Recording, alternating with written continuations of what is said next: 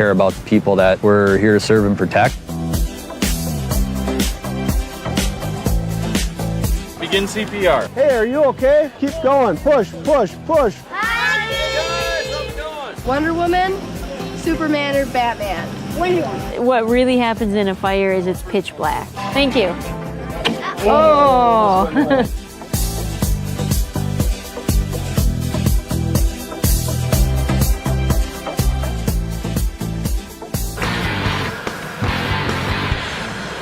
Over at my left-hand shoulder, you'll see that the building has begun. We are actually finishing up the concrete slab for the building. We'll have high-voltage ceilings. We'll have a fireplace. And under construction right now is the vaulted roof that's going to cover half this side of the patio.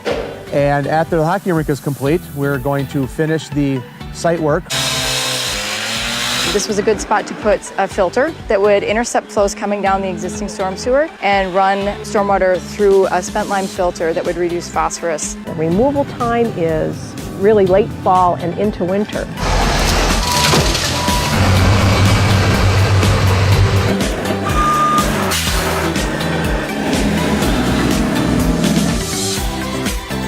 It's mattresses, electronics, scrap metal, trash, bikes, kind of anything that you have at home, you can get rid of here at this event. When it's cold and snowy outside, people don't like to think about hauling things around. Hello, welcome to the first recycling feud! See a lot of cold air coming in. Aerator right there. I bet you no one ever gives this a thought. Awesome. I learned that we have coyotes in Minnesota. I didn't know that we had frogs here in Minnesota. You can see he's really fascinated with the pollen. He wants the flower. Pollinators are responsible for so much of the food that you eat. High five!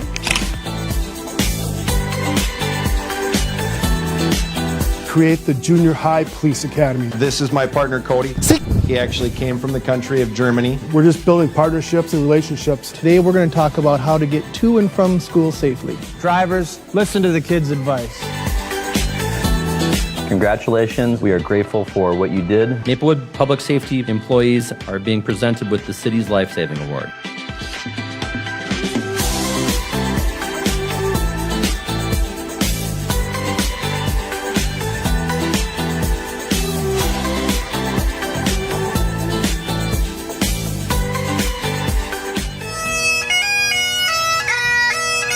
The best part of the job is the people, the cops that I've worked with, the other employees in the city of Maplewood, and just the citizens that live and work in Maplewood are phenomenal. It's a progressive department. We're always moving forward. Welcome to Training Minutes. Maintaining control and put it on his left shoulder. You're the prime example of why we teach threshold breaking. And we all truly care about the community.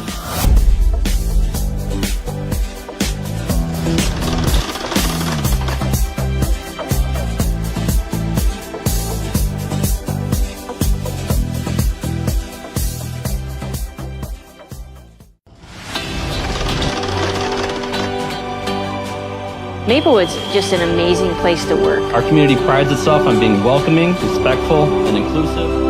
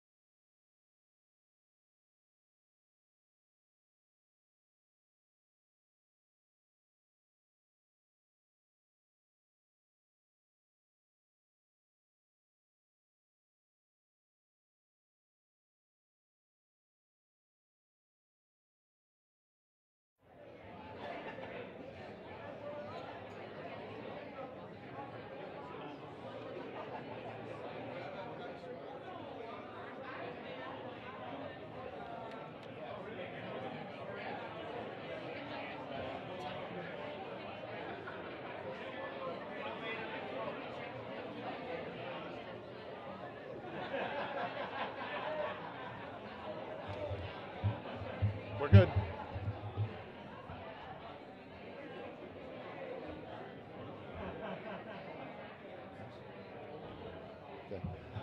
Okay, welcome everyone. Okay, everyone, welcome to the Maplewood State of Maplewood Luncheon. I'm Mark Jenkins. I chair the Maplewood Housing and Economic Development Commission, and I am thrilled to celebrate a year worth of Maplewood achievements with all of you in the room today. Thank you for joining us. I'd like to start off by thanking some of our speakers today. I want to thank Ann Anaya from 3M for being our keynote speaker. We're absolutely looking forward to your presentation, your comments today. I'd also like to welcome Asan Ansari from the As-Salam Mosque. He'll be presenting our invocation today. While we're recognizing folks, as a member of a commission, I'll take the license, it's also in my script, to recognize our citizen volunteers who serve on Maplewood's commissions. Would you guys please stand up? We want to recognize what you do for the city. Come on, it's more than him. I've seen you. Come on. Okay. So, thank you to the citizen volunteers who help run this city by providing their time and expertise to our commissions. Would also recognize any of our state representatives, but if I'm right, they're all in like day 3 of session, so I don't think any are here. But if you're playing hooky from work, okay. No state representatives to recognize today. And finally, I want to recognize our premier sponsors, Bolton and Menk and City and County Credit Union, for their ongoing support of city events. We want to thank them, but we also want to put in a very blatant pitch. If you want to engage in city events like this, you have at your seat the 2019 partnership brochure. We would be happy to welcome your engagement in events like this as well. So take a look at that. At this time, I'd like everyone to rise for the presentation of colors.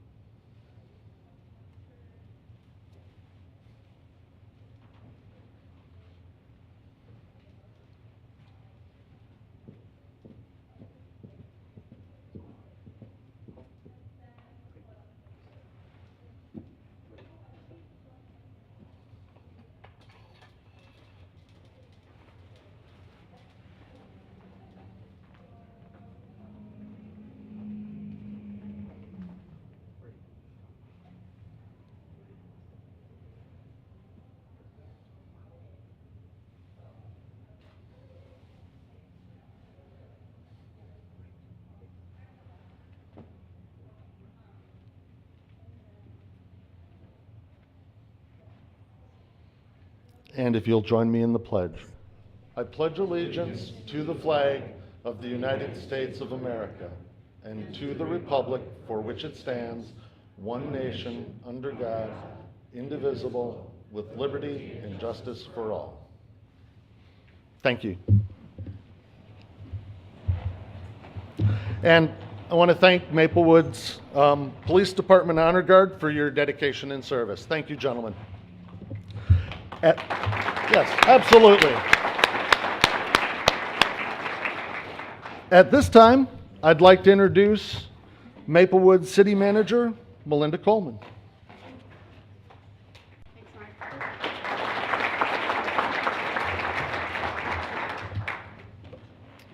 So, 2018 has been a great year in Maplewood, and people are starting to take notice of us.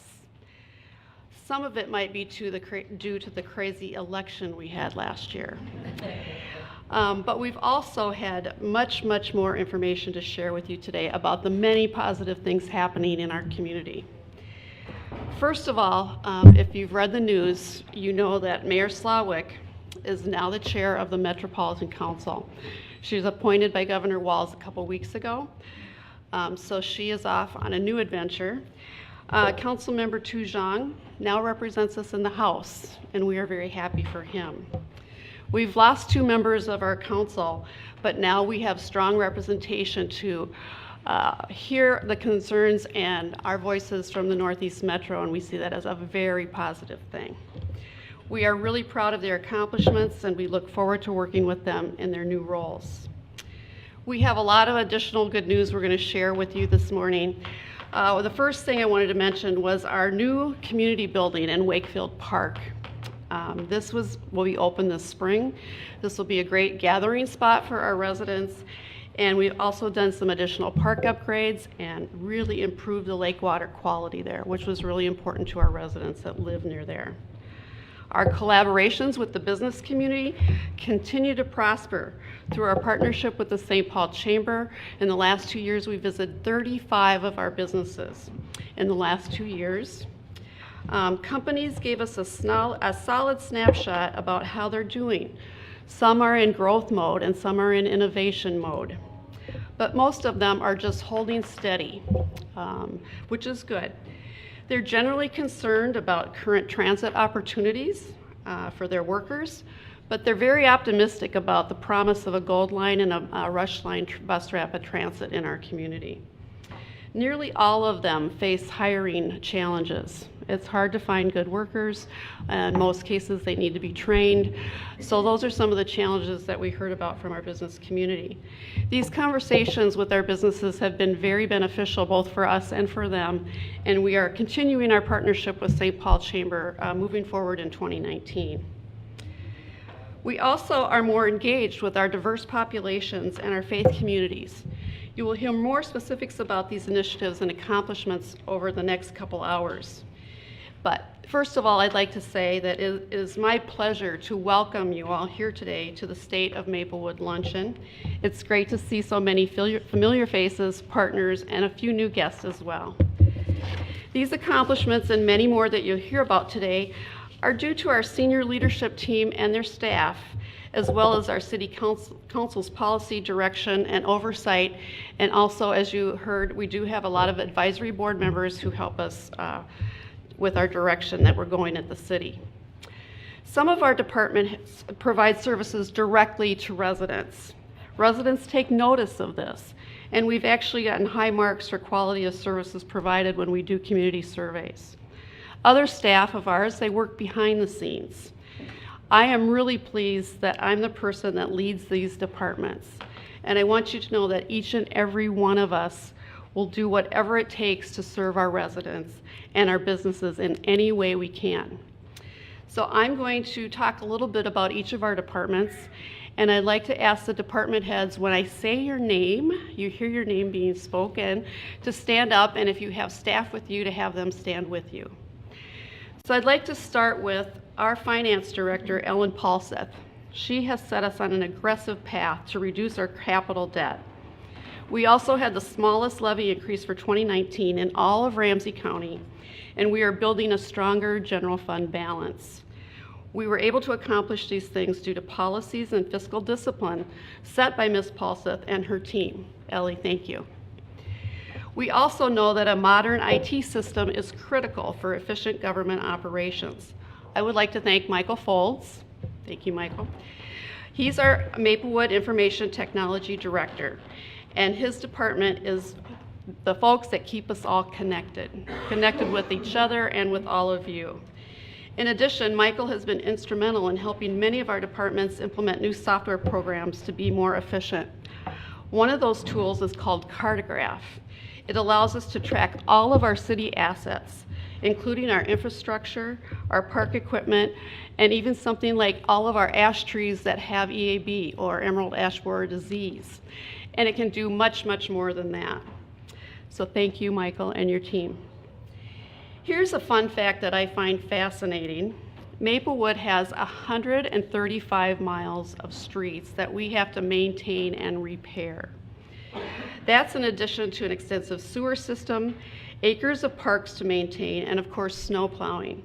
Public Works Director Steve Love, I think he's here somewhere, thank you, Steve, and his crew do a fabulous job keeping our vital infrastructure operational and well maintained.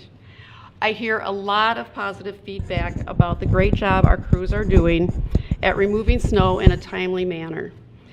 I hear a lot of complaints from people, but the things that I hear the most positive things about are our snow plowing. So thank you to Steve and his crew for that. We have 50 parks and preserves, an extensive trail system and nature center, and our Park and Recreation Department is one of our best assets. It hosts a variety of community engagement events, recreational activities, and sports leagues for people of all ages. Audra Robbins, are you here? Thank you, Audra. Audra is our Park and Rec manager, and her amazing team provide the play when we say that Maplewood is a great place to live, work, and play. Our big park news for 2019 is our new Wakefield Community Building. This will be a great community gathering place and will host all kinds of programmings for our kids and families, and will also accommodate banquet and meeting space as well. The city is fortunate to have 3 leaders at the helm of our Public Safety Department, and those are Chief Nadeau, Public Safety Director Nadeau, Chief Lucan, and Chief Mondor. Are you guys here? There you go. They are constantly working towards operational efficiencies among police, fire, and EMS while ensuring each excel in their areas of expertise. Director Nadeau has also been doing a fantastic job with his staff of getting out into the community and meeting with our diverse populations in their neighborhoods and at their places of worship. Thank you. All of these departments are critical for retaining and helping attract more people to our community. However, Maplewood can't truly grow without a focused, well-guided, and futuristic community development plan. Our staff knows that the word futuristic always makes me smile, and it brings a smile to some of our management team and council too. And you may ask, why would that word just kind of set us off? It does because, as staff knows, I'm a strong believer in StrengthsFinder, which is something that is done by the Gallup organization, and it focuses on your 5 main talents or strengths and what you're best at. So I believe that focusing on our strengths helps ensure that we are working at our best every day. Every employee and council member at the City of Maplewood knows their 5 strengths. Only a few people in our organization, however, have that talent called futuristic, and that is Mike Martin. He has been doing an excellent job as our interim community development director since about last September. His futuristic strength continues to make him a valuable leader in our economic development efforts.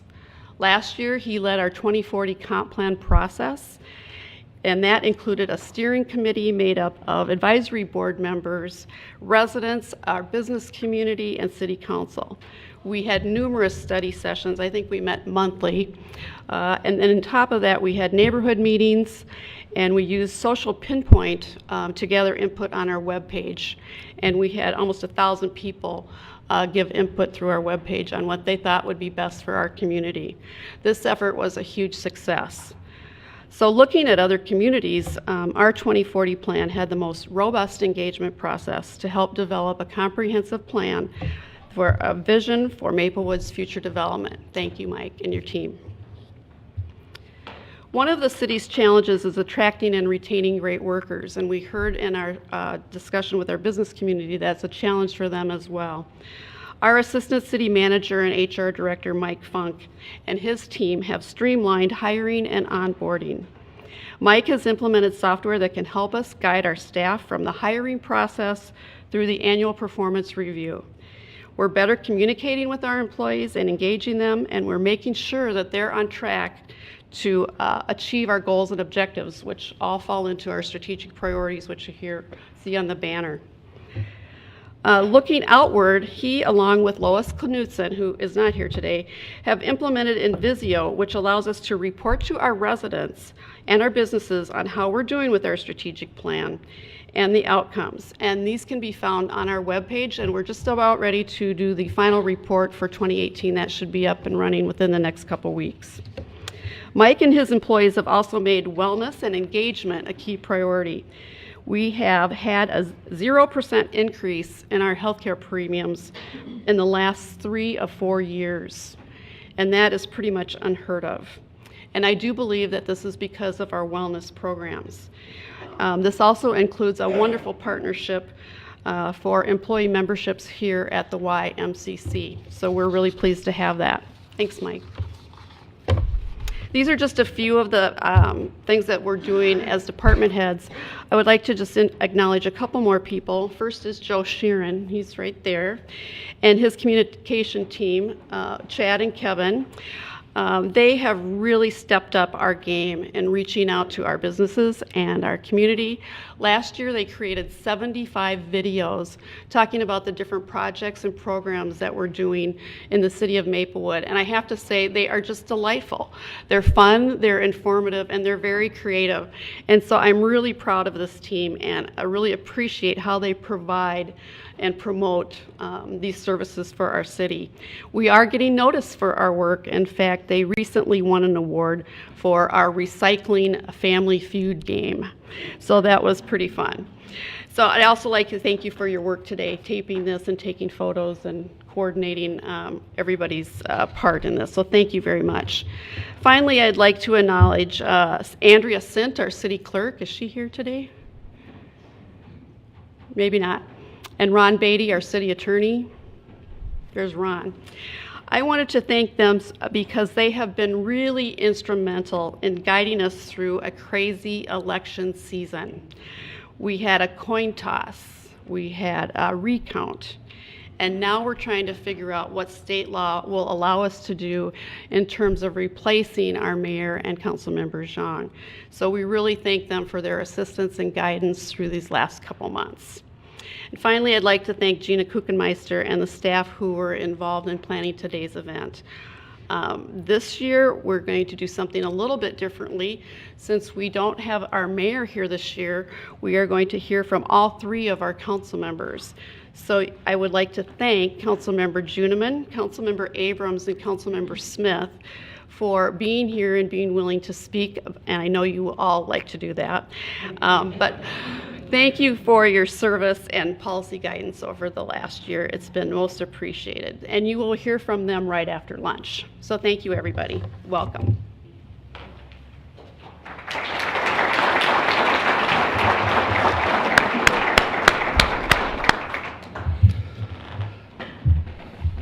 Put this one up just a bit. So if you want to see a snapshot of business success in Maplewood, just take a look at the 3 honorees we're going to present to you over the next hour. The first one has around 125 years experience in Maplewood, providing our loved ones with a dignified resting place. Another has grown with the city over the past half century, delivering badly needed service when it comes to driving on Minnesota roads. And we know that the last one is just getting started at a mere 9 years with the city. They serve up a good time, but they also serve the city and its citizens as well.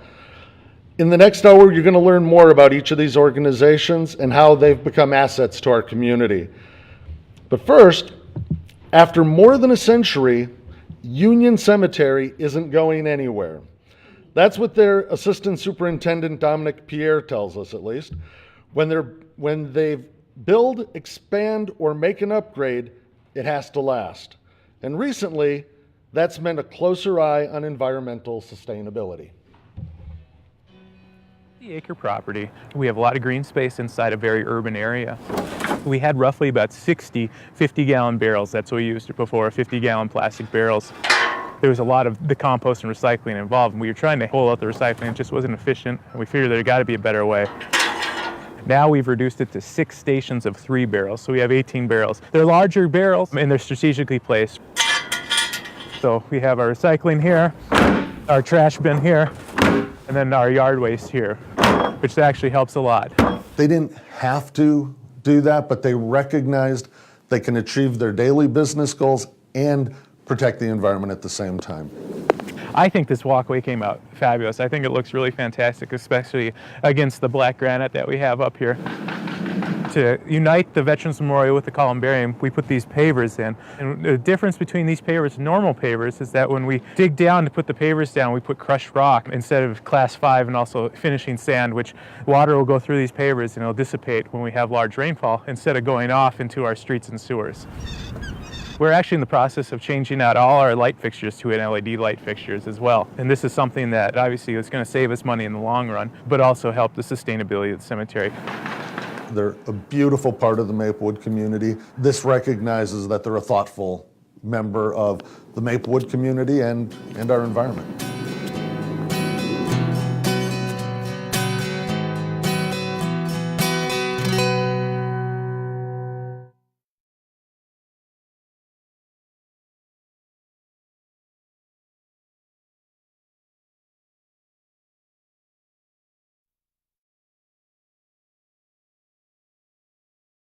To present the Union Cemetery, the Environmental Sustainability Award. If you want to step over.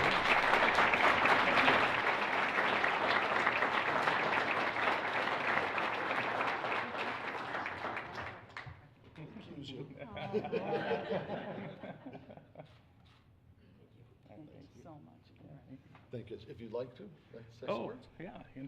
I just want to thank the city of Maplewood for this award. Obviously, we're on the southern end of the city, and so we get barraged on a daily basis. Explaining to people that no, we are not in St. Paul, and no, we are not in Oakdale. We are proud members of the city of Maplewood. So, thank you very much. Thank you.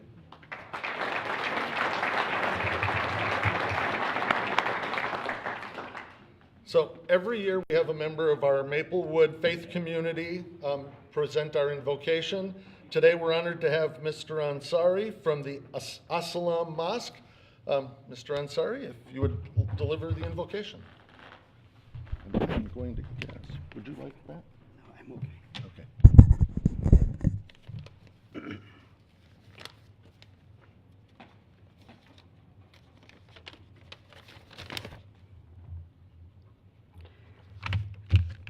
I'd like to greet you all with the Islamic greeting, Assalamu alaikum, which means peace be upon you. I'm going to recite the first chapter from the Holy Quran, and then I will give the translation also. Bismillahir Rahmanir Rahim. Alhamdulillahi Rabbil Alameen. Rahmanir Rahim. Maliki Yawmiddin. Iyaka na'budu wa iyaka nasta'in. اهدنا الصراط المستقيم صراط الذين أنعمت عليهم غير المغضوب عليهم ولا الضالين. Amen. In the name of God, the most gracious, the most merciful. All praise and thanks are to God, the Lord of the world, most gracious, most merciful, the only owner of this, or the day of recompense, or the day of resurrection. You alone we worship, and you alone we ask for your help. Guide us to the straight way, the way of those on whom you have bestowed your grace, not of those who earn your anger, nor of those who went astray. Amen. Yes, amen. Almighty God, bless this gathering and help and guide us to achieve our goals. Amen. And I'd like to take this opportunity to thank on behalf of the Islamic Institute of Minnesota and the Muslim community of the city of Maplewood, the officials of city of Maplewood, especially the police and the fire departments, for helping us clean up the Masjid As-Salam when it was vandalized last summer. We are grateful and thankful for your support. Thank you all, and thank you for inviting me today.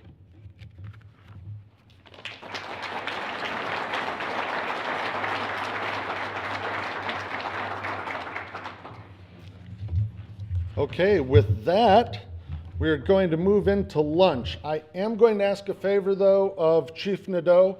Over the lunch hour, can we put a 5-foot no recruitment ring around our current city council members? We can't afford to lose anymore, okay? Okay, please help yourself to lunch. We will reconvene in about half an hour. Love it when people can come out here and take advantage of this great public amenity. It takes a lot of coordination, a lot of effort to drop a tree. This is our legacy landscape here in Maplewood. Join us for the 12 Days of Fitness Challenge. We will be accepting holiday lights at 3 Maplewood locations. We are a research, design, and development firm. We do in-home senior care. It's like coming in, it's like what they're going to be doing when they get out into the field, like working in a real salon.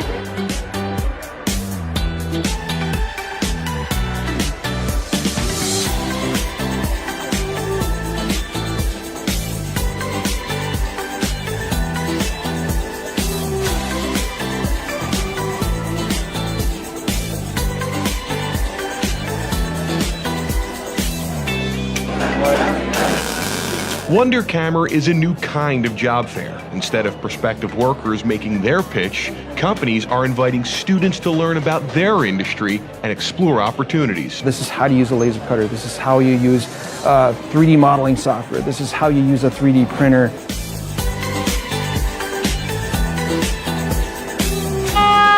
You get serious, you're trying to do a commercial. Is there any trouble? Forget it. Just come out to the event and see for yourself.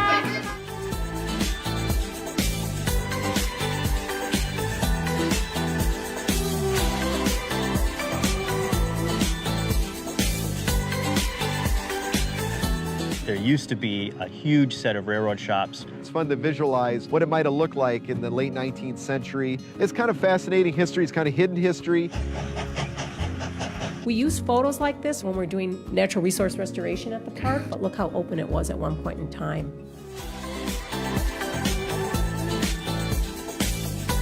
It's the next step in the future of the fire service, so we're really excited about it.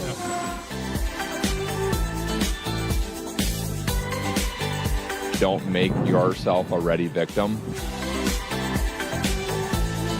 We want to make sure that our officers are out there building relationships and problem solving. Care about the people that we're here to serve and protect. Begin CPR. Hey, are you okay? Keep going. Push, push, push. Wonder Woman, Superman, or Batman? What really happens in a fire is it's pitch black. Thank you. Oh.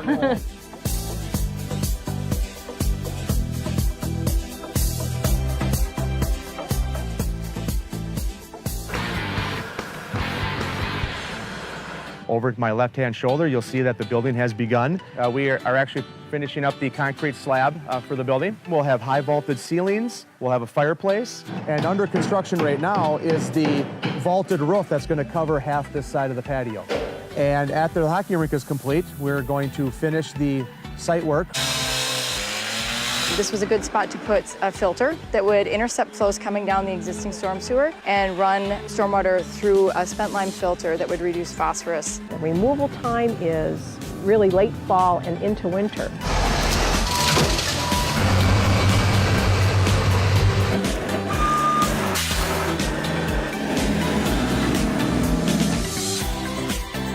It's mattresses, electronics, scrap metal, trash, bikes, kind of anything that you have at home, you can get rid of here at this event. When it's cold and snowy outside, people don't like to think about hauling things around. Hello, welcome to the first recycling feud. See a lot of cold air coming in.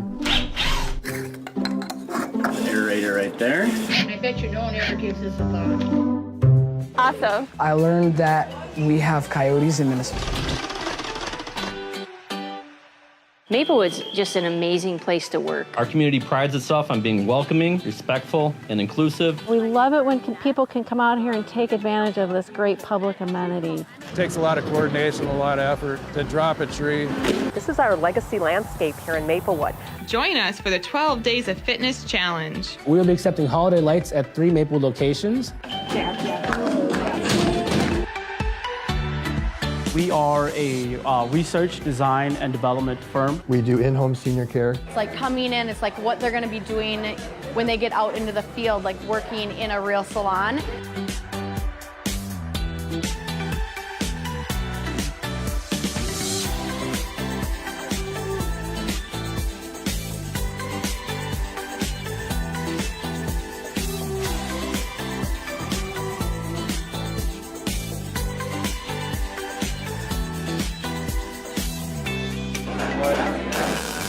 Wonder Camera is a new kind of job fair. Instead of prospective workers making their pitch, companies are inviting students to learn about their industry and explore opportunities. This is how to use a laser cutter. This is how you use 3D modeling software. This is how you use a 3D printer.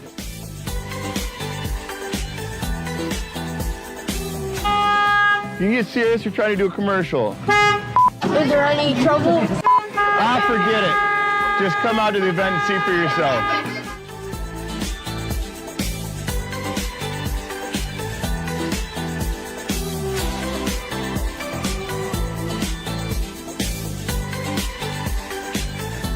There used to be a huge set of railroad shops. It's fun to visualize what it might have looked like in the late 19th century. It's kind of fascinating history. It's kind of hidden history.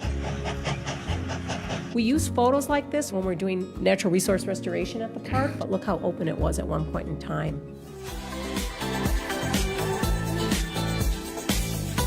It's the next step in the future of the fire service, so we're really excited about it.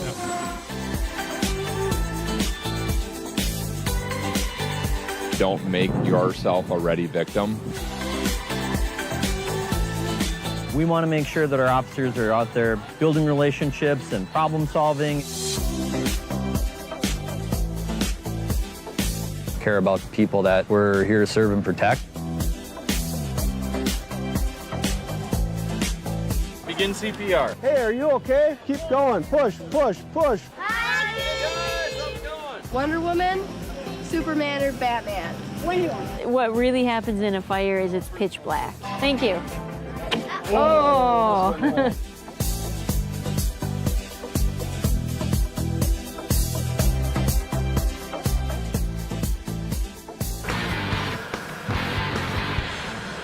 Over my left-hand shoulder, you'll see that the building has begun. We are actually finishing up the concrete slab for the building. We'll have high-vaulted ceilings. We'll have a fireplace. And under construction right now is the vaulted roof that's going to cover half this side of the patio. And after the hockey rink is complete, we're going to finish the site work. This was a good spot to put a filter that would intercept flows coming down the existing storm sewer and run stormwater through a spent lime filter that would reduce phosphorus. The removal time is really late fall and into winter.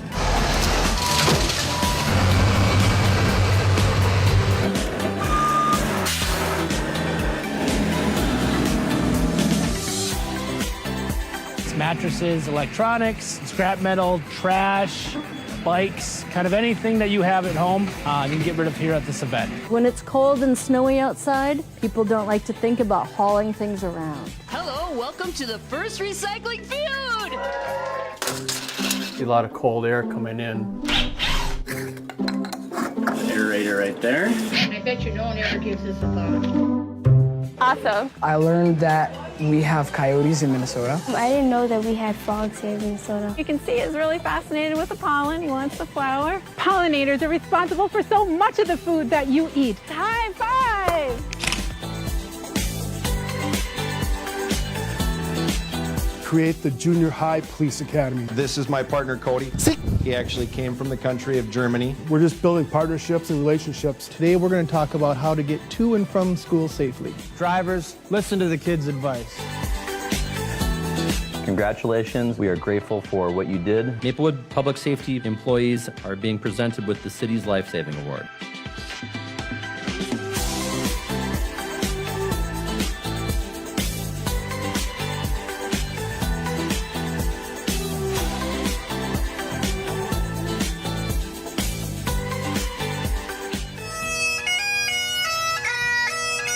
The best part of the job is the people, the cops that I've worked with, the other employees in the city of Maplewood, and just the citizens that live and work in Maplewood are phenomenal. It's a progressive department. We're always moving forward. Welcome to Training Minutes. Maintaining control and put it on his left shoulder.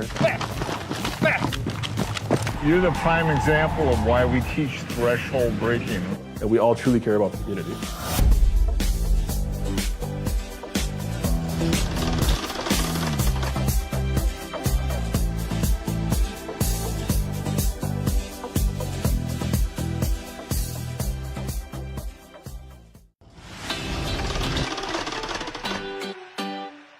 Maplewood's just an amazing place to work. Our community prides itself on being welcoming, respectful, and inclusive. We love it when people can come out here and take advantage of this great public amenity. It takes a lot of coordination, a lot of effort to drop a tree.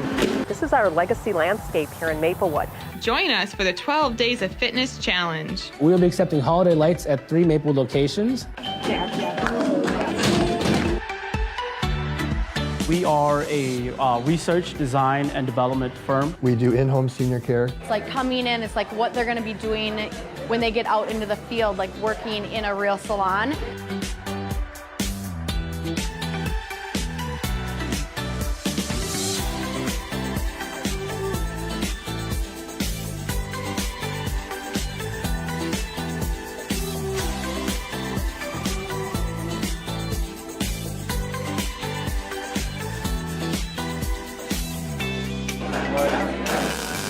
WonderCammer is a new kind of job fair. Instead of prospective workers making their pitch, companies are inviting students to learn about their industry and explore opportunities. This is how to use a laser cutter. This is how you use 3D modeling software. This is how you use a 3D printer.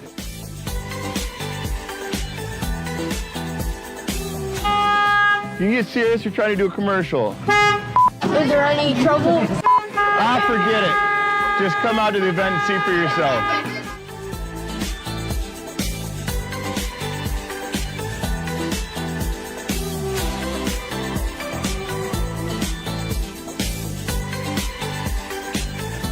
There used to be a huge set of railroad shops. It's fun to visualize what it might have looked like in the late 19th century. It's kind of fascinating history. It's kind of hidden history. We use photos like this when we're doing natural resource restoration at the park, but look how open it was at one point in time.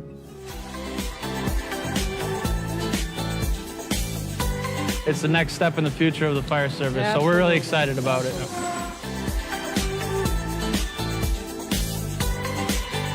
Don't make yourself a ready victim. We want to make sure that our officers are out there building relationships and problem solving.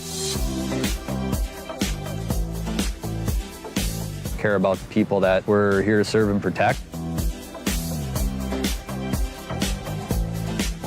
Begin CPR. Hey, are you okay? Keep going. Push, push, push. Wonder Woman, Superman, or Batman? What do you want? What really happens in a fire is it's pitch black. Thank you. Oh.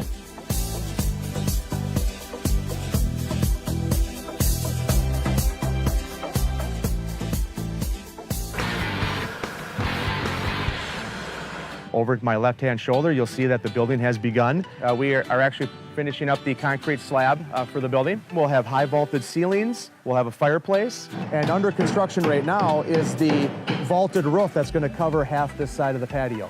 And after the hockey rink is complete, we're going to finish the site work. This was a good spot to put a filter that would intercept flows coming down the existing storm sewer and run stormwater through a spent lime filter that would reduce phosphorus. The removal time is really late fall and into winter.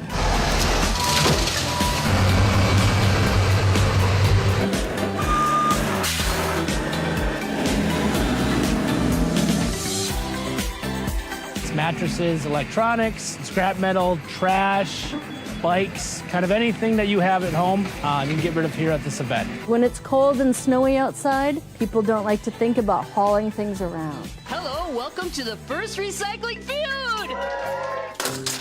See a lot of cold air coming in. Aerator right there. I bet you no one ever gives this a thought.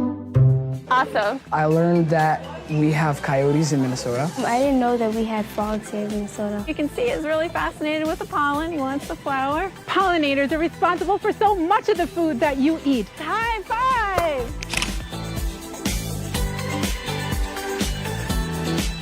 Create the Junior High Police Academy. This is my partner, Cody. He actually came from the country of Germany. We're just building partnerships and relationships. Today we're going to talk about how to get to and from school safely. Drivers, listen to the kids' advice. Congratulations. We are grateful for what you did. Maplewood Public Safety employees are being presented with the city's Life-Saving Award.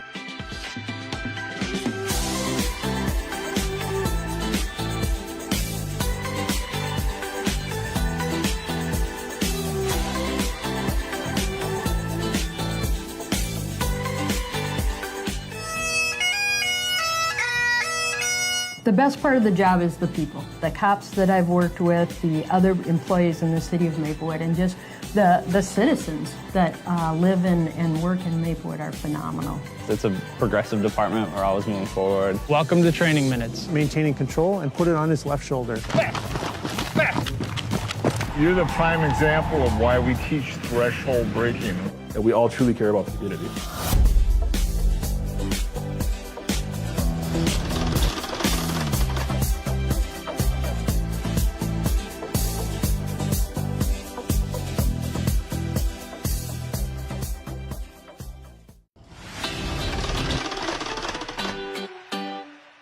Maplewood's just an amazing place to work. Our community prides itself on being welcoming, respectful, and inclusive. We love it when people can come out here and take advantage of this great public amenity. It takes a lot of coordination, a lot of effort to drop a tree. This is our legacy landscape here in Maplewood. Join us for the 12 Days of Fitness Challenge. We will be accepting holiday lights at 3 Maplewood locations. We are a research, design, and development firm. We do in-home senior care. It's like coming in, it's like what they're going to be doing when they get out into the field, like working in a real salon.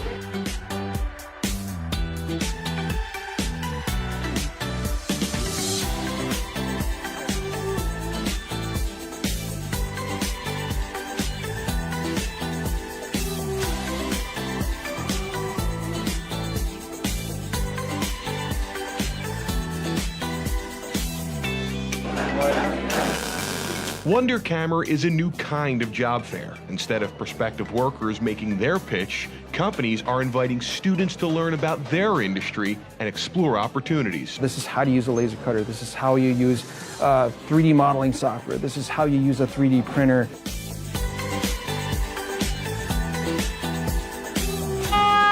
You get serious, you're trying to do a commercial. Is there any trouble? Forget it. Just come out to the event and see for yourself.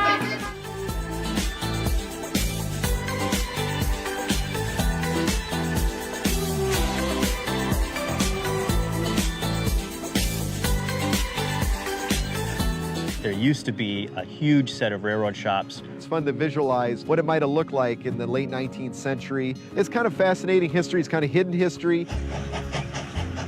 We use photos like this when we're doing natural resource restoration at the park, but look how open it was at one point in time.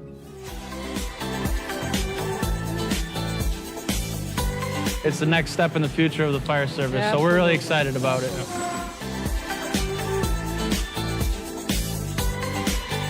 Don't make yourself a ready victim. We want to make sure that our officers are out there building relationships and problem solving. Care about the people that we're here to serve and protect.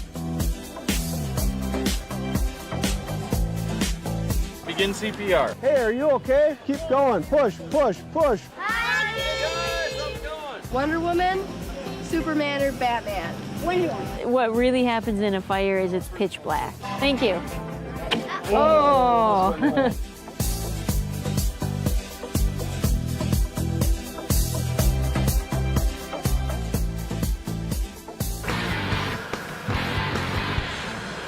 Over my left-hand shoulder, you'll see that the building has begun. We are actually finishing up the concrete slab for the building. We'll have high-vaulted ceilings. We'll have a fireplace. And under construction right now is the vaulted roof that's going to cover half this side of the patio. And after the hockey rink is complete, we're going to finish the site work. This was a good spot to put a filter that would intercept flows coming down the existing storm sewer and run stormwater through a spent lime filter that would reduce phosphorus. The removal time is really late fall and into winter.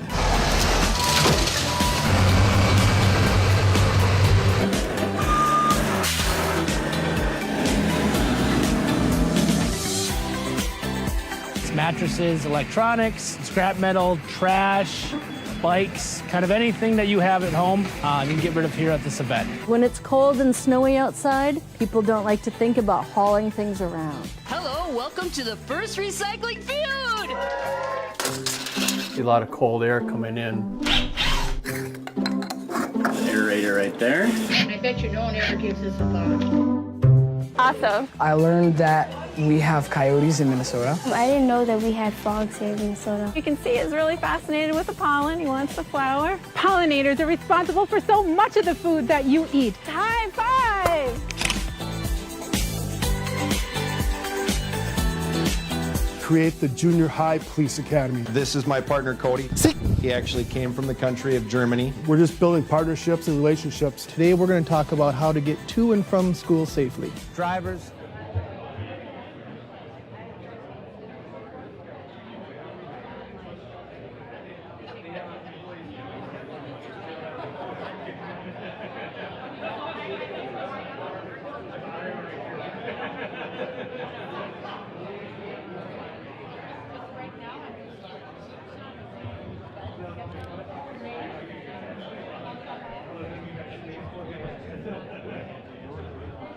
Okay. Okay, 1 second.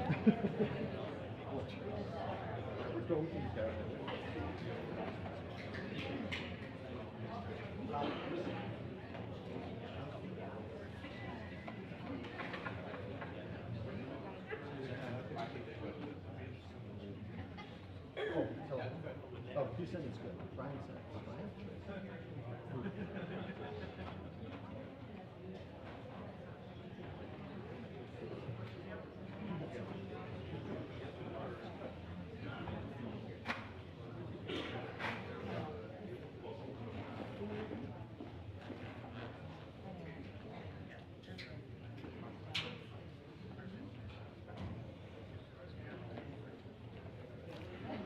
All right, now we're ready.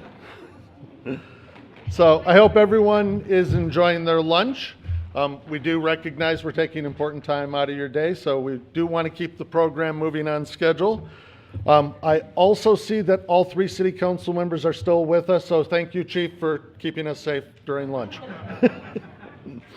You know, it used to be when a business got a phone call from the city asking to come out and visit with them, that it would be met with, shall we say, some concern or suspicion.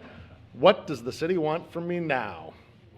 Well, what we've learned when we began reaching out with our business retention or business engagement visits several years ago, thankfully has come to pass that over the last 2 years, in our partnership with the St. Paul Area Chamber of Commerce, they've been able to break the ice for us a little bit. Our partnership with the Chamber has been invaluable to our business engagement program. And as Melinda mentioned earlier, of the 35 businesses that we've spoken with in the past couple years, there are 2 issues that are most commonly shared from those businesses. First, they love our public safety department. So to our public safety department, thank you for being a great face of the city of Maplewood with our businesses. They love our safety department's responsiveness, they love their professionalism, and on the visits I was with, they do like a certain police officer's superhero suit. They should be laughing, I don't think anyone else will get it. But secondly, our businesses are having a hard time attracting and hiring workers with the right skills for their business.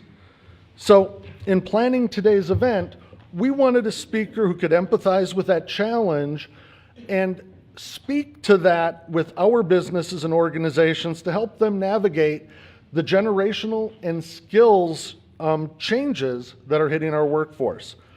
Ann Anaya is Chief Diversity Officer at 3M. She has helped her company think through these issues internally and in collaboration with peer companies and the state. Ms. Anaya joined 3M in 2013 and is also its Global Diversity and Inclusion Strategic Lead. She's received several awards for her legal work and inclusion efforts, including 2016's 3M Gives Award, the company's highest honor for community service. She's also a recipient of the Minnesota Hispanic Bar Association's 2015 Manuel Guerrero Courage in Leadership Award, the 2016 Minnesota Lawyer Attorney of the Year Award, and is a 2017 Minnesota Lawyer Diversity and Inclusion honoree. Prior to joining 3M, Ms. Anaya served as federal prosecutor for the Department of Justice in Minnesota. Ladies and gentlemen, please welcome Ann Anaya.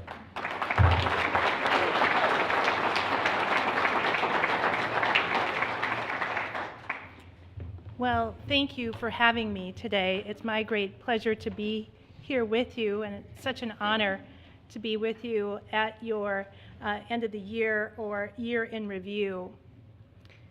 I'm here to talk about diversity and inclusion, and instead of going through bullet points about how to best accomplish that, I'd rather share experiences and stories to help you understand, at least from my perspective, how diversity and inclusion and a culture of inclusion gives us all an advantage, a business advantage, an innovation advantage, a growth advantage. So whether you're a community, a corporation, or a government, diversity and inclusion has to be a priority. Now, when I see the two signs, the banners next to me on my right and left, I see to my right, Maplewood, an inclusive and diverse community. And then I see to my left, strategic priorities, and on the top is community inclusiveness. So the three key elements of how to accomplish diversity and inclusion goals is key number one, make them a priority. And here we are. So we can check that one, key number one.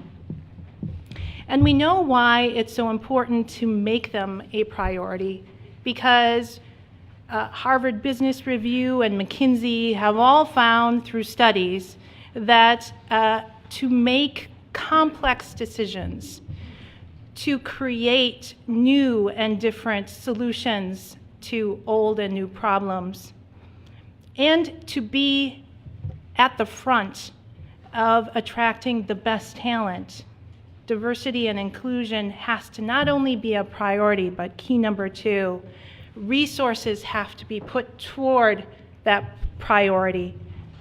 Accountability has to be made a part of that priority. Processes must be put in place to treat diversity and inclusion like a business imperative. And finally, key number three is recognition. When we see people, when we see actions, when we see processes that support and enhance diversity and inclusion, that we recognize them, we reward them, and we call them out as best practices. But let me start first with a little bit about my background and some examples of diversity and inclusion, because without inclusion, I would not be standing here. I was born here in St. Paul, raised in Inver Grove Heights to a working class poor family. I'm the first professional in my family. And when I was going to Simley High School in Inver Grove Heights, my dean of students said to me, it was at the beginning of my 11th grade year, you know, what you should do is take up a trade. Knowing your family's background, knowing where you're at, I think what you should do is take up a trade. How about the work-study program? And because I have a little bit of a defiant disorder, that was inspiration for me to work on a financial aid packet for the University of Minnesota. So I went to undergrad political science at the University of Minnesota and went to law school. Never knew a lawyer until I went to law school. And found myself after the first year of law school saying to myself, I really do not fit in. I didn't even know what a trust fund baby was, but when I found out what it was so foreign to me, it was crazy, and my class was full of them. The language, the culture of the law school was very foreign to me. And it wasn't until my trial advocacy class where Chief Judge Michael Davis was my professor at the time, and we were giving our opening arguments early on in the class, and he singled me out and told me to stay after. And I thought, okay, this is it. He's, I'm in trouble now. But he took the time to tell me that there was something that I had, a gift for advocacy, and that I should follow that. Because once someone has a gift, it is quite a shame not to leverage that gift. And so it was that one small meeting that led to me moving into being a trial attorney for 20 years. And I did that as a public defender, as a Ramsey County prosecutor, and 11 years as a federal prosecutor. So for all of you here in public service, my hat goes off to you, because it is public service that really makes communities and governments worth all that we need them to be for the citizens of cities and countries. So thank you for your public service. But I say to you that inclusive behaviors like the one with Judge Michael Davis calling me and calling attention to my gift, it's those small things that that inclusive behavior that leads to a culture that supports and allows for leveraging those talents, those differences that will really lead to creativity, growth, innovation. So I talked about 3 key things that allow for success in diversity and inclusion goals. But there are also 3 keys to an inclusive culture. And it comes from leadership that does these 3 things. Encourage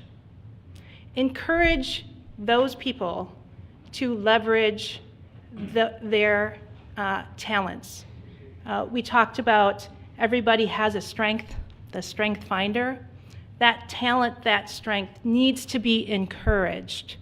And when it is encouraged, it allows for someone to become even more than they thought they could be, to do and accomplish more than they thought they could. But it has to be encouraged. Then, key number 2, there has to be a stretch opportunity provided to those individuals. That stretch opportunity that leverages that gift, that strength, that talent in a way that might be new and different, but will allow for an outcome that is above and beyond the norm or the status quo. Encourage, stretch, and then finally support. When you put people into that new opportunity, that stretch opportunity, and you watch them grow into it and then move beyond it, that is with support. We may not make the final best innovation the first time round. And the answer might be no, but then eventually yes, if we continue that support. So to allow for the encouragement, the opportunity, and the support, it must come together, and it must come from leadership.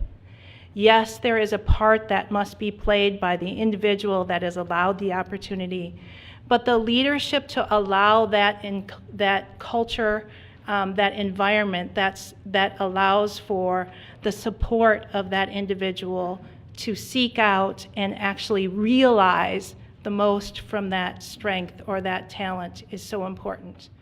So let me give you 2 examples.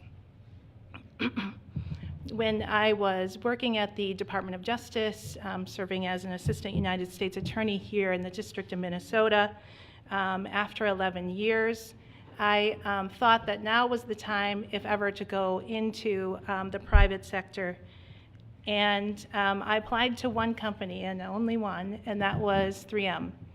And I applied to 3M because I knew it to be a gold standard employee. I had two relatives that worked there, one on the production line in Cottage Grove, and one who started out in the mailroom, my aunt and uncle from the west side. So I applied online, didn't know a soul, and lo and behold, I was hired. And the general counsel, Ivan Fong, pulled me aside after I was offered the position, and he said, I want to take advantage in a way that is new and different, your experience with the government and government agencies. I want to do something different, and here it is. Most big companies hire big law firms when there are government investigations, and those lawyers deal with the government and come to a resolution of a government investigation. But instead of doing that, I want you to be the face of 3M. I don't want a big law firm and a fancy pants, silk stocking lawyer going in and representing 3M. I want them to know that you are the face of 3M and you build the credibility and trust with the government. And so we did that. And I have to say that I was surprised about the courage about that. Didn't know how it would work, but we've had great success with that strategy. So what is that? That's encouraging me to do something new and different. It's providing me a stretch opportunity, and it's support along the way, because government investigations last for years. And there needs to be support in creating the patience to get to the end and get to the best result. The second example is in the position I am right now. So I've been a trial lawyer for 20 years. I was a lawyer for 3M for a number of years. And then suddenly this position of Chief Diversity Officer in HR becomes available. Now, I'm not an HR person. I've never been an HR person. I've always been deeply passionate and deeply involved in the community, the Hispanic community here, and in diversity and inclusion, because as I said from the beginning, without inclusive behaviors, I would not be standing before you. So the Senior Vice President of HR at the time, Marlene McGrath, asked me to visit her in her office and talk to me about this position. And I said to her what I just said to you, Marlene, I'm not an HR person. I've never been an HR person. Yes, I'm passionate about this, but you're asking me to take on a global strategy in an area that is new for me. And she looked at me and said, I would not ask you to do this if I didn't have 100% confidence in your ability to succeed. I want you to try it. If you don't like it, then you can treat it as a project and move on. Go back to legal affairs if you want. So what I found was the fact that I didn't come from a process-oriented HR background, and instead a legal deductive reasoning background to focus on outcome as opposed to process, was really an advantage. Not because the process and HR expertise didn't matter, no, because I could add my deductive reasoning to it. So I have on my team the HR expertise. I added the deductive reasoning and legal background. And we also added a communication and branding component, a design component to our global strategy.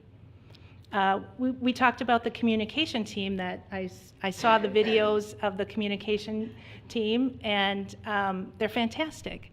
But what I realized is, in addition to the process, in addition to the deductive reasoning, unless you have professional storytellers to get the job done, you're not going to get it done. So, encourage, stretch, support has to also include surrounding yourself with people with talents different than your own. Back to the Strength Finder. I have to know my strength, I have to know my weaknesses, and I have to know that we are stronger together when we bring my strength with those other strengths together to accomplish great things. But I will end with this point.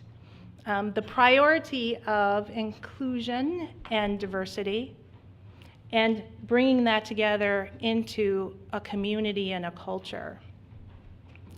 We do that and we accomplish more when we celebrate and value people different than ourselves, different backgrounds, different physically, different abilities, different ethnicities and races. When we truly value that diversity and we include that value into the solution, that's when we accomplish great things. So in 2019, I hope that the city of Maplewood celebrates a year of inclusion. Thank you.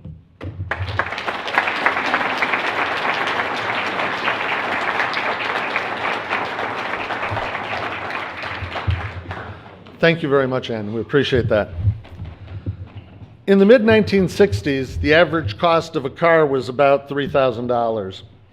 When Minnesota's harsh winters took their tolls, continue to take their tolls on our tires, you could get them replaced at that time at Keith Venberg's new shop on Highway 61 for about $25 to $30 a tire. I don't think that's still current, is it? The $25 to $30?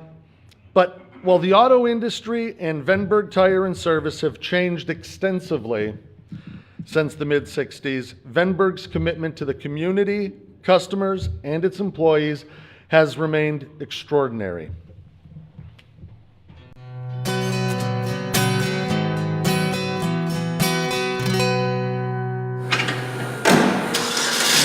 Venberg Tire began in 1968. My grandfather, Keith Venberg, opened up a shop across the street from where we currently are on Highway 61, like I said, in 1968, and we've been in business and in the family since then. It's fantastic that they have grown from being a tire store. They've survived the constant change on Highway 61. They've added service to their offering in that time and continue to be a valuable, and in their case, an independent business in the city of Maplewood. For us to stay in business these days, it's all about service. Everybody talks about how their service is better than others, but that's the only way you can stay in business these days with competing with big box stores who are based solely off of price. You know, you get to know the customers, you know them, you know their families. The majority of our customers are repeat.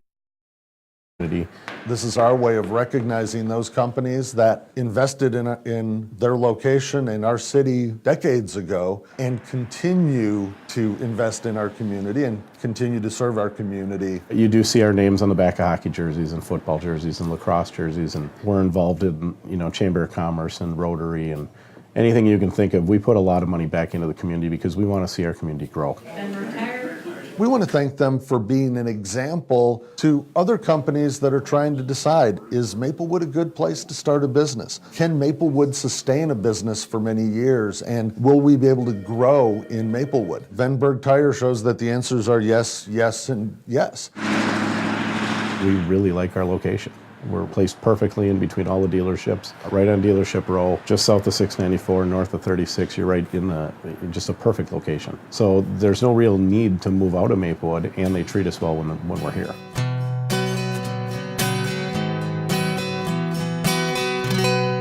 On behalf of the City of Maplewood, I'm proud to have our council member present the Entrepreneurship, Innovation, and Growth Award to Kevin McFarland and Brian Horning from Venberg Tire Company.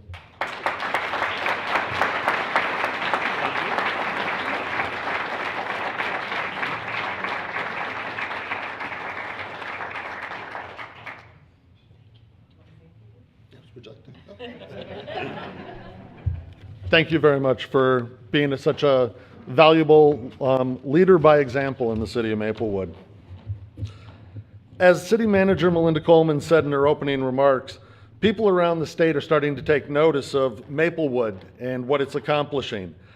Some of them for interesting, but all of them for good reason.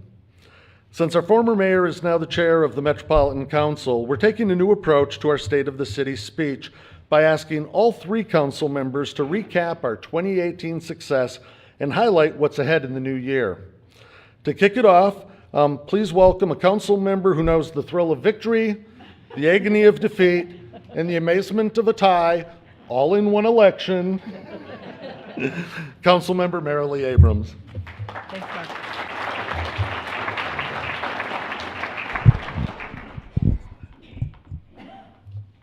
Welcome, everyone, and thank you for coming to this wonderful event. I bring regards, special regards from our former mayor, Nora Slawick. I saw her last night at the 2019 Minnesota Chamber of Commerce Legislative Dinner, and she wanted to make sure that I expressed kind regards to all of you here. She wishes that she could be here, but as we all know, she has now moved up, I should say, and is now the chair of the Metropolitan Council. Also this week, I saw Senator Chuck Uygur, Representatives Peter Fisher, and Leon Lilly on Tuesday evening, and I asked them if they were coming to the event today, and they all indicated that they had mandatory training at the legislature today, and so consequently they couldn't make it here. But seated in the front, I want to acknowledge Ramsey County Commissioner Victoria Reinhardt. Thank you for coming today. And Anne, I wanted to thank you for your presentation. That was really very inspiring because really that's, I think, a key important point for our city is this whole idea of inclusiveness, and I thought you did a great presentation. You know, we're fortunate to have a global brand like 3M in our very own community. You know, what's also impressive, but not necessarily a surprise, is that Minnesota is in the top 3 for Fortune 500 companies per capita. I say it's not a surprise because Minnesotans have a wonderful curiosity, an innovative spirit, plenty of stamina, and resilience. We also understand the importance of community and supporting each other. From small towns all the way up to the state, our local governments work to support and partner with our businesses. We know their success in our community means our community's success. That's why, as a city, we invest in education, we invest in infrastructure, and we invest in community assets. We listen to our corporate and organizational partners, and we work to establish fair and predictable policies that help businesses grow in our community, and we support their workforces. Because their workers are our friends, they're our neighbors, and they're our family. We support each other, and we dream big together. Yes, there is the sandpaper company to the south of us that turned into a global titan. But as you heard, we also have and need businesses like the small tire shop that's grown with us for 50 years, adapting to changes in our community and in their industry. And I know you have changed and repaired a number of my family's tires and my neighbor's tires as well. Venberg Tire is a Maplewood fixture and an awesome example of how a business can start, expand, and become a valuable asset in our community. You'll also hear about 3 guys and their dream to run a bar, grill, and entertainment venue in Maplewood. And after just a few years in the community, they started sharing their success with those less fortunate. Stay tuned for their story after our speeches. Collectively, we have cut plenty of ribbons in 2018 for new businesses and companies expanding their Maplewood footprint. Today, this afternoon, in fact, I am going over to the Cub store to celebrate their remodel and grand reopening over on County Road B and Rice. The other businesses that have either expanded or come to our city, we've got a variety of commercial opportunities such as women-owned businesses like the Salon Professional Training Academy and 9 Round Fitness Center, both and minority-owned businesses like a laundromat, an in-home care provider, a Porsche dealership, and many more. Another significant opening is the new Frost English Silver, a 55 market rate apartment complex with all of the latest recreational and entertainment amenities. It's the latest project in the Gladstone Corridors redevelopment running along Frost Avenue. In the coming months, Council will review plans to improve the streetscape on the final section of Frost Avenue. It'll be more bike and pedestrian friendly, and there'll be new landscaping that will also slow the flow of traffic along Frost Avenue. This spring, we'll open up the doors to Wakefield Park, our community building, and unveil improved athletic fields over there. In dreaming big, 2019's budget set aside funds to acquire outmoded property in the Gladstone corridor to help spur new commercial development. This area was once the heart of Maplewood's commercial district, and we want to ensure that it thrives as a modern commercial center with a mix of residential, retail, healthcare, and entertainment opportunities. Elsewhere in Maplewood, 2019 will welcome Elk Ridge, an Alzheimer's specialty care center on Beam Avenue. The parcel where Baker Square once stood on White Bear Avenue will feature a dental office and a pizza shop. Across the street, there will be a newly built freestanding Panera Bread. That will open this spring. We're about to issue a building permit for a new 152-unit apartment building that's being built north of Costco. It's called Trails Edge Apartments. This is a $20 million project and will provide more housing choices in the North End. Also this spring, construction of a new $12 million Mercedes-Benz dealership will begin on Highway 61. These are just a few of the many projects that are slated for 2019. One of our major opportunities for economic expansion and community growth is the North End. It's the area beyond the mall, around the mall from Beam to 694 and White Bear to the Vento Trail. Our preliminary market study shows that this area is already a premier activity center for the Northeast metropolitan area. It includes over 2 million square feet of retail space and encompasses over 5,000 jobs. 40% of those jobs are in the healthcare industry. St. John's Hospital and other healthcare providers already consume a large footprint there. We have a great opportunity to expand a viable transit line to the area as Maplewood continues working with Ramsey County and the Metropolitan Council, did I say now under the chair of our former mayor, Nora Slawick. I'm really excited to see what's going to happen there. On planning a new multi-million-dollar bus rapid transit line, the Rush Line, with 2 stations serving the North End and 3 more serving other parts of Maplewood. On the mall's outskirts, buildings are being renovated for new uses, including retail.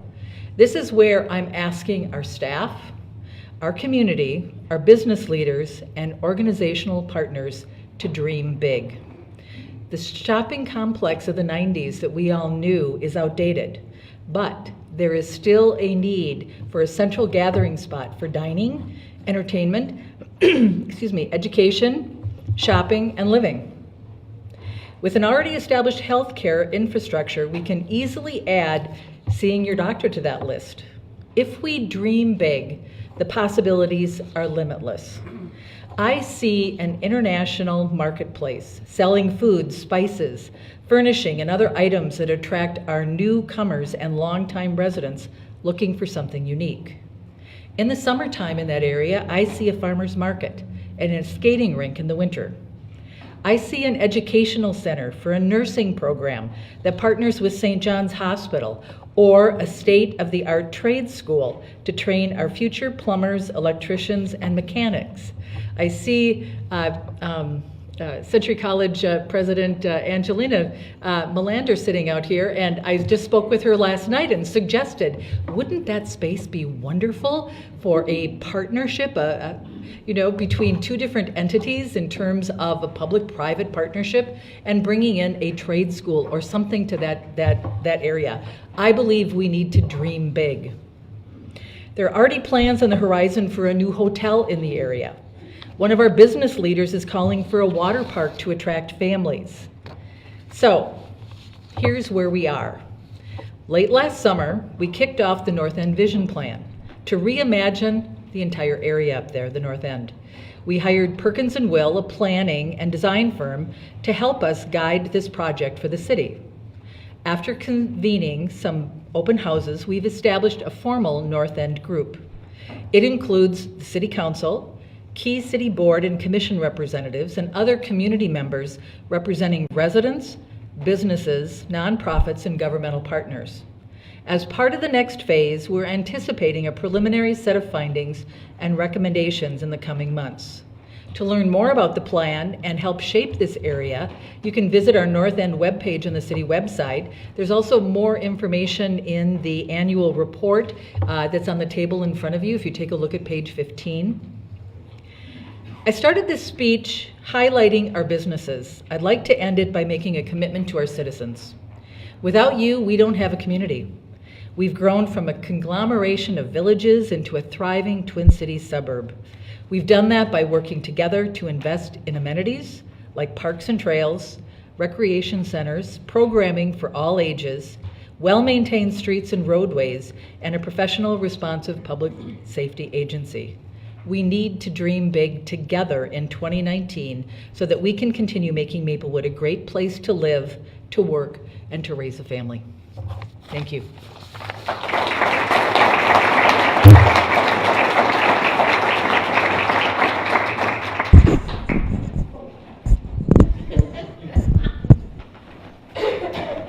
I'd like to introduce our next speaker. She is more senior on the council since right now our council is a little bit smaller than usual. I consider myself to be the second senior in command, but Kathy is our most senior council member, having served how many terms, Kathy? 4. Serving 4 terms on the council. If there's ever anyone who you want to find out about the history of Maplewood, where we've been, what all of the things that have come before, Kathy is our historian on the council. And so please, let's give her a warm welcome. Kathy's going to talk about the environmental projects of our city.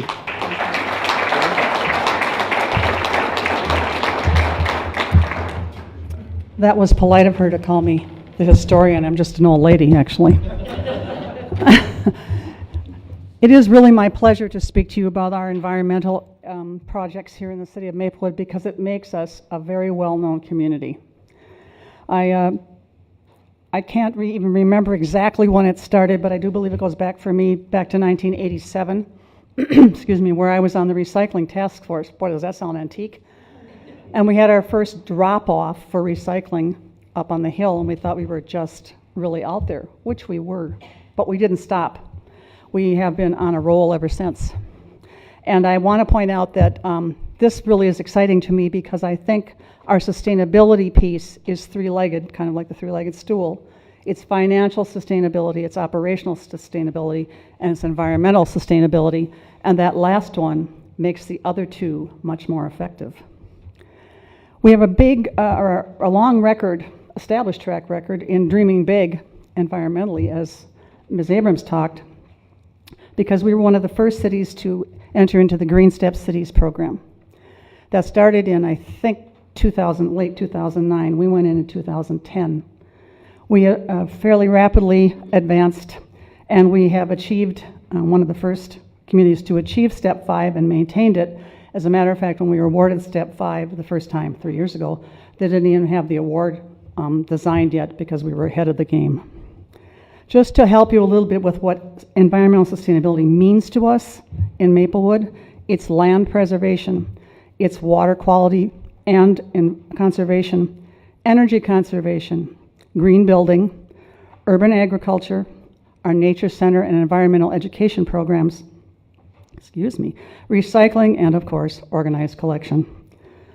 Our environmental team in the city has grown from the Environmental Committee in 2003 to the Environmental Natural Resources Commission in 2009, an internal green team made up of staff who keeps the city environmentally correct, and an environmental planner in our community development department.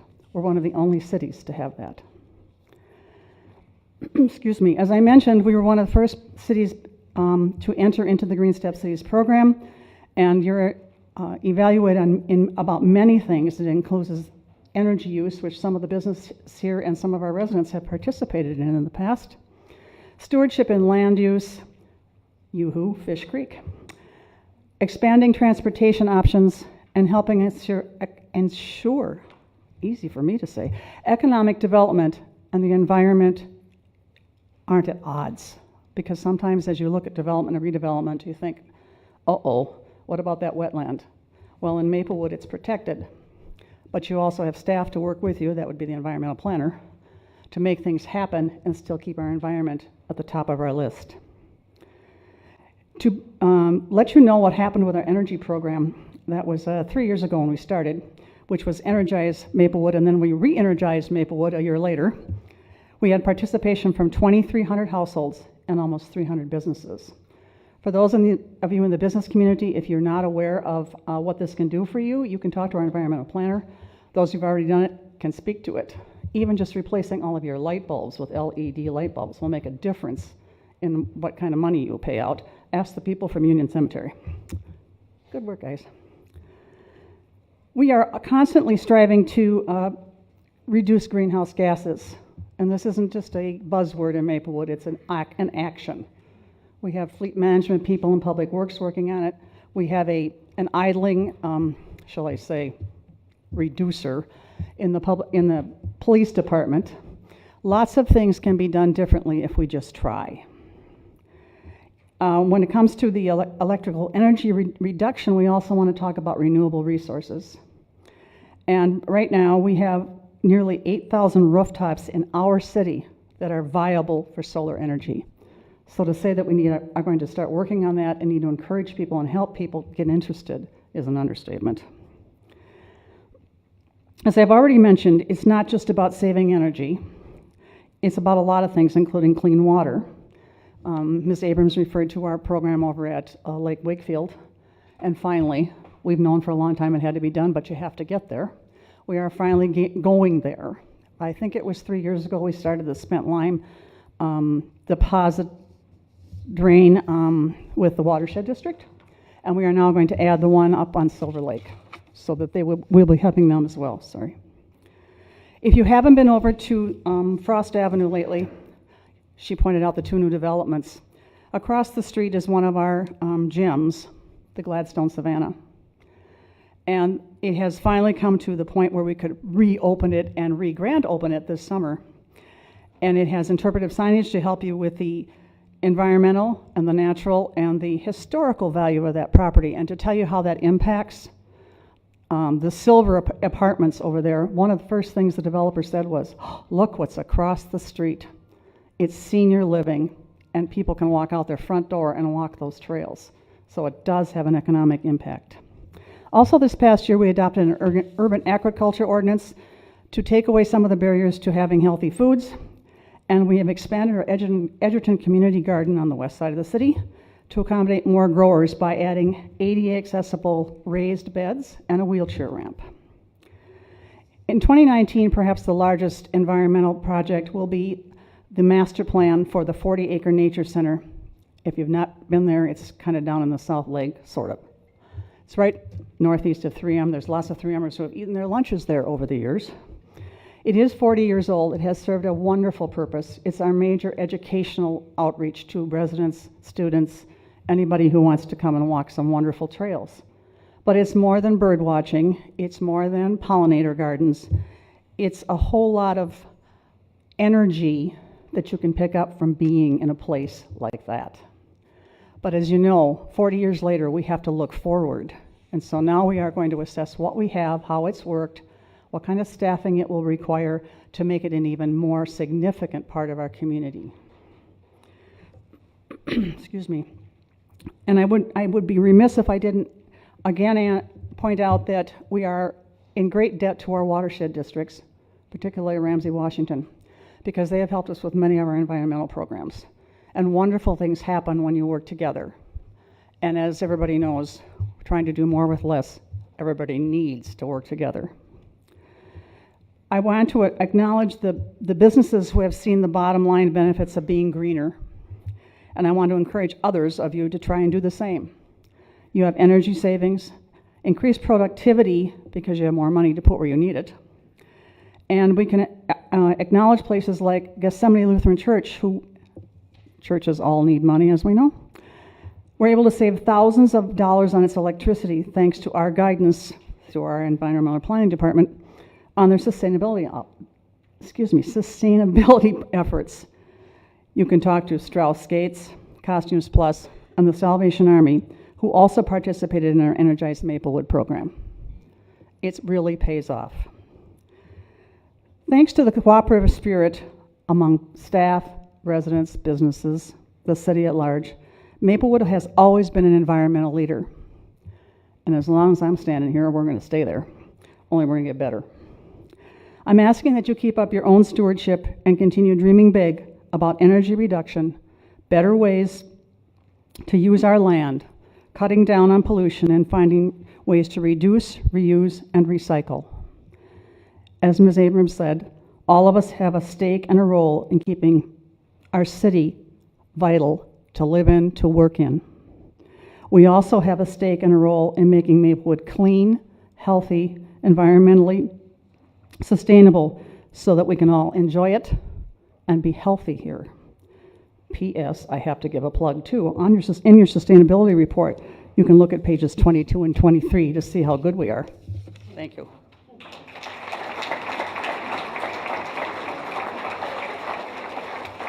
You can see we're not used to speaking. We're used to having an announcer. And now I get to present the guy on the team, Mr. Brian Smith.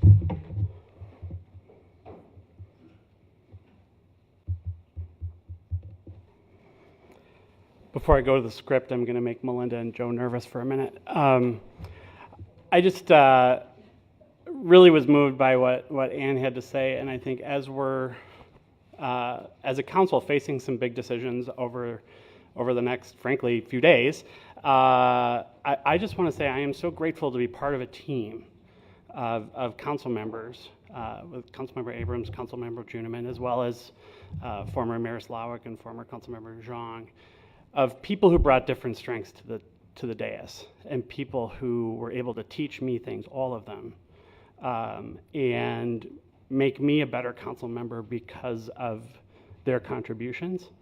And as much as we have these big decisions to make over the next few days, I'm pretty confident we're going to be in a really great place.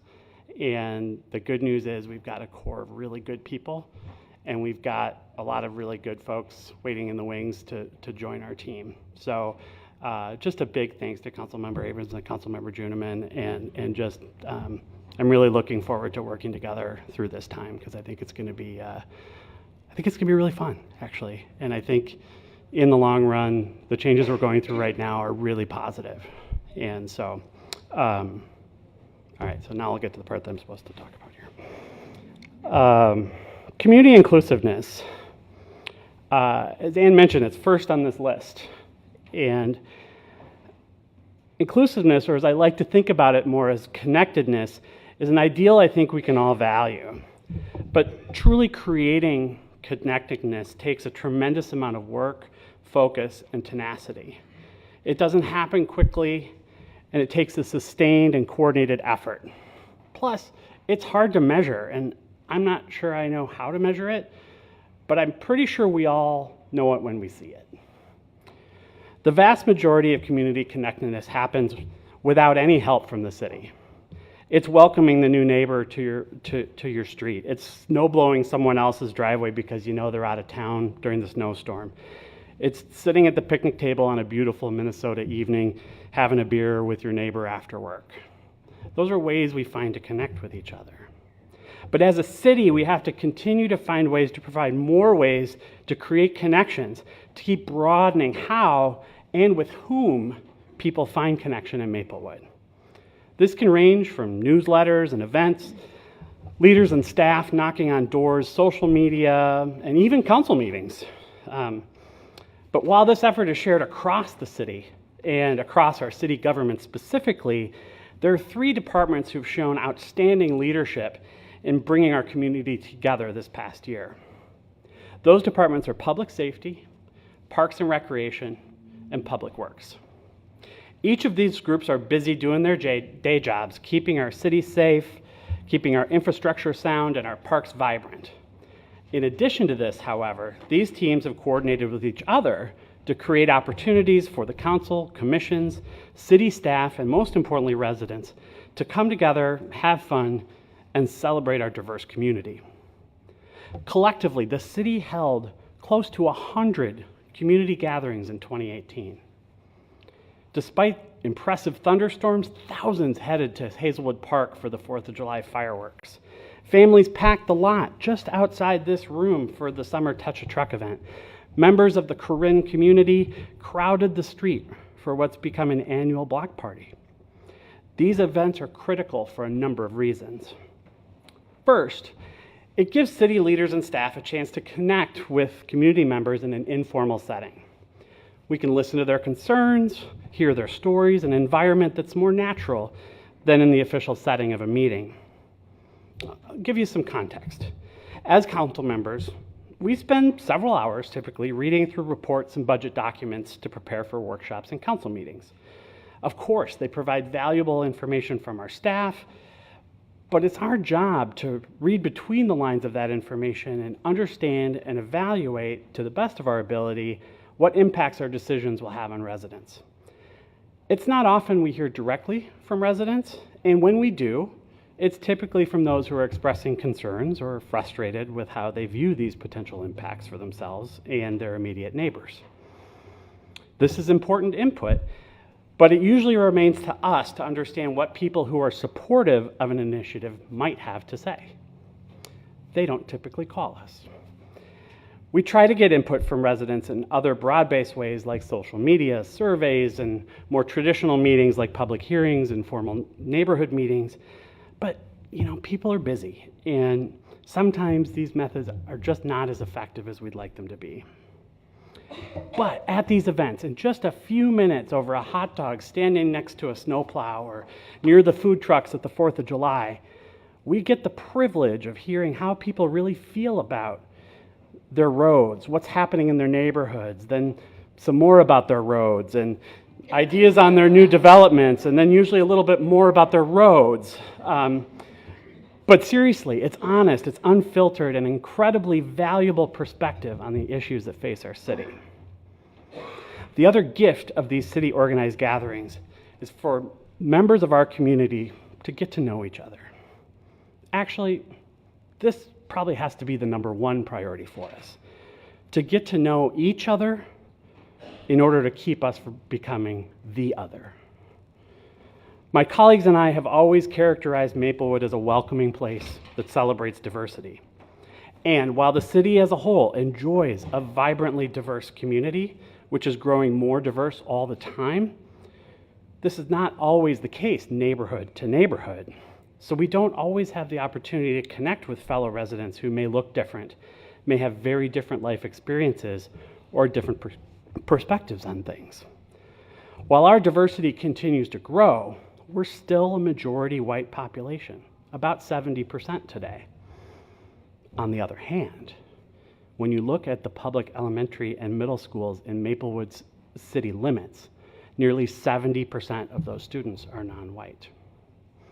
This is a window into the near future of how our community will continue to evolve. These students are going to graduate. They're going to find a calling in their life, and hopefully they're going to settle their families back here in Maplewood.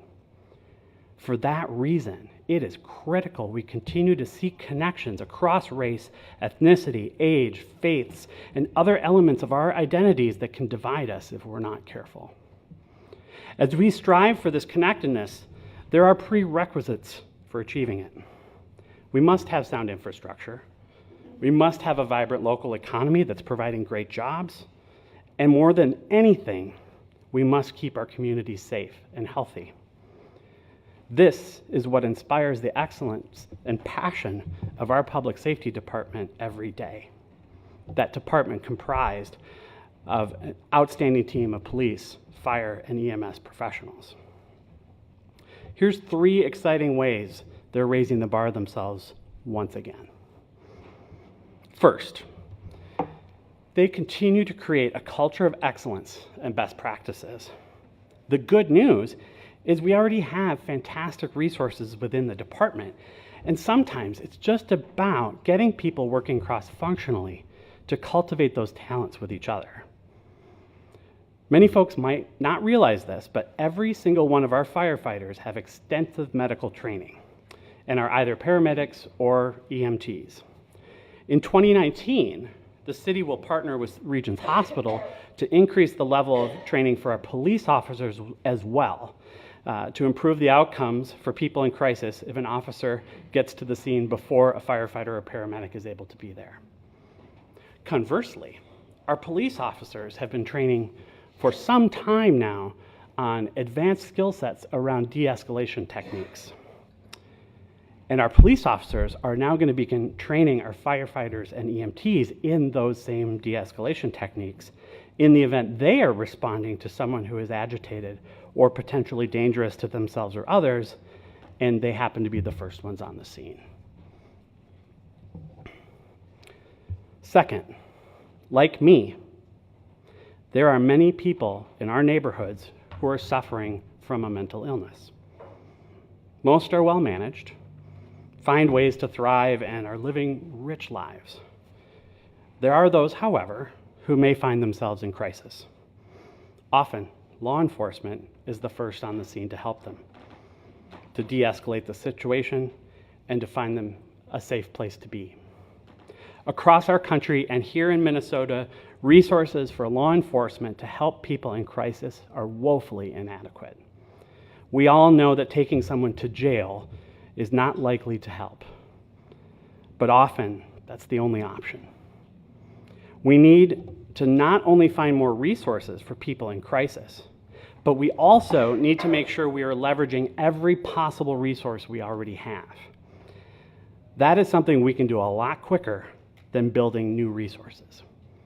With that in mind, the city is working to make sure our police department has deep connections to the social service and healthcare partners to ensure our neighbors in crisis have the guidance they need to access these resources when they need them.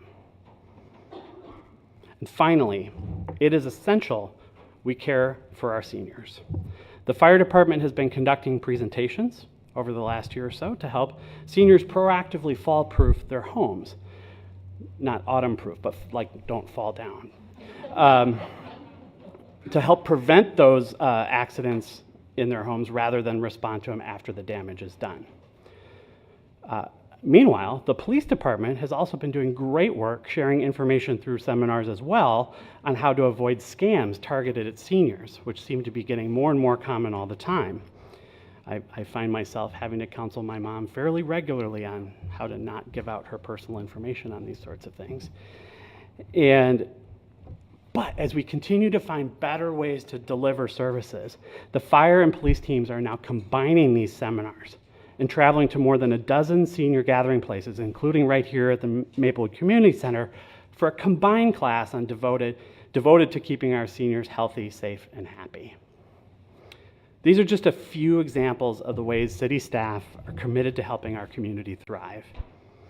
As we look forward to welcoming some new leaders, both on the council and on staff in the near future, we know there's a strong commitment to this culture of service within the city of Maplewood. We say it often, a city is a service business. I'm both proud of the service we provide, as well as the commitment this team has demonstrated to continually improve the quantity, quality, and efficiency of the services they provide. As Councilmember Abrams said, we'll continue to dream big. And these dreams will be driven by a strong team of committed leaders, skilled city staff, along with a deep and wide team of state and county partners, community and business leaders, many of whom are in this room today, and our residents, all of whom have a part to play in making Maplewood remain on our track of sound government, quality service, and a vibrant community. Thank you to all of you for being here today, for the police, fire, EMS, public works, parks, economic developments, and all the staff who make these ideals we talk about reality every day.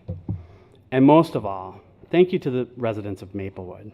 It's you who make Maplewood a great place to live, to work, and to grow.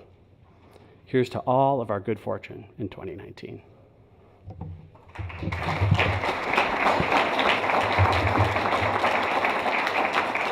We're doing the thing.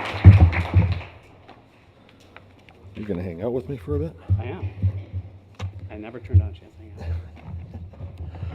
Okay, our next awardee is a key player in the city's biggest community engagement event, the Lighted Up Maplewood 4th of July celebration.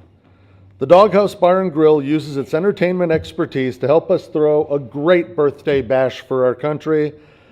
But as we've learned, that's just one of their many community commitments.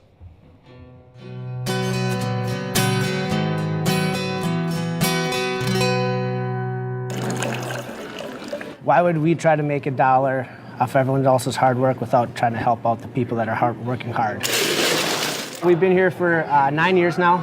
This is Chad Hauer, he's one of my business partners, and this is Mike Wegworth, the other business partner. All three of us are born and raised probably within 10 miles of here. Our families still live here. Well, happy birthday, Larry. How young are you? 69. Attaboy. We are very adamant about giving donations to any benefits, any fundraisers for people. During Thanksgiving, we also feed 30 local families Thanksgiving dinners. We team up with the Salvation Army to make sure, to give back to some of the less fortunate, make sure that they eat just as good as everybody else does. This year we raised almost 300 pounds of coats and clothing and stuff for homeless people downtown.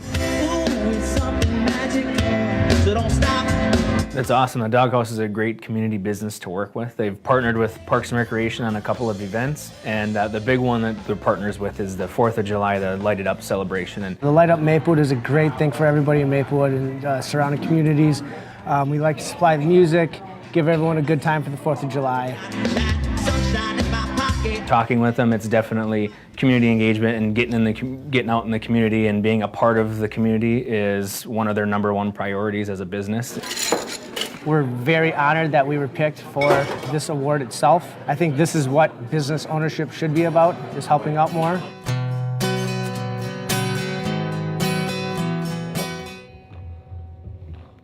Ladies and gentlemen, I'm proud to present to the Community Contribution Award to the Doghouse Bar and Grill.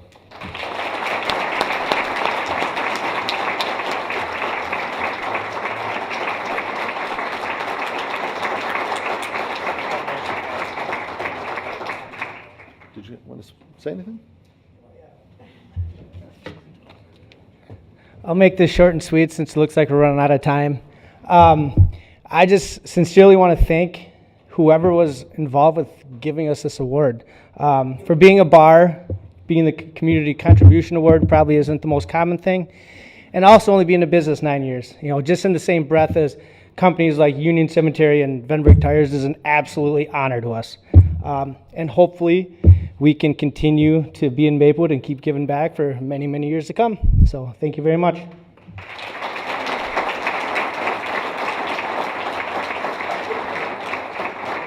And to wrap up the event for you, I'm going to bring back City Manager Melinda Coleman. Thanks, Mark. And I know we all have things to do, and so I will make this very brief. But I really wanted to thank you all for attending today. And I would encourage you to take your copy of your annual report, Community Development Annual Report that was written and put together by the staff of the Community Development Department. It's an impressive document. It will give you information about our accomplishments in 2018, specific information, and also look ahead in 2019. I'd also like to thank our speakers and our community award winners. We appreciate all that you do for Maplewood. And I just have to say that I really appreciated everybody's comments today. And as someone who really believes in strengths in people, I have to comment that Ann's speech really resonated with me. And I'm sure some of my staff will pick up on that to encourage the use of our strengths. Also to encourage those stretch assignments. And that made me remember my career path and the people that gave me stretch assignments and gave me hope that I could do something that I didn't think I could do. And so it's those kind of people that make a big difference in everybody's life and made big difference in my career path. Also, I really appreciated your comments on the supportive culture. And I think one of the ways that we can do that is to be a mentor and to find someone in your organization that maybe you see some potential in that they might not even see, but you can offer to help have a conversation with them. You can help them give them advice if they're looking for it. I continually mentor people. It was something that I started doing when I worked at Target Corporation. That was a big part of their development process, and I still continue to do that. And I think that that's a really good way to support and create a culture of help and assistance and bring people along and bring people to their full potential. So I'd ask you also to take a minute if you can and fill out your feedback cards. That's really meaningful for us. You can leave them on the table. That's how we continue to improve our programs for our city. So really, I thank you all. I'd also like to thank our sponsors, Bolton and Mink and City and County Credit Union, for your continued support of the City of Maplewood. And I hope that you've made some connections today, found a little nugget of wisdom or something that you can take with you. And I hope to see you at our upcoming business council meetings this year. Thank you very much for being here. Please recycle your bottles and cans. Thank you. Councilmember Juniman, in her true style as being our legendary environmentalist at the City of Maplewood, reminds everybody to recycle your bottles and cans today. Thank you.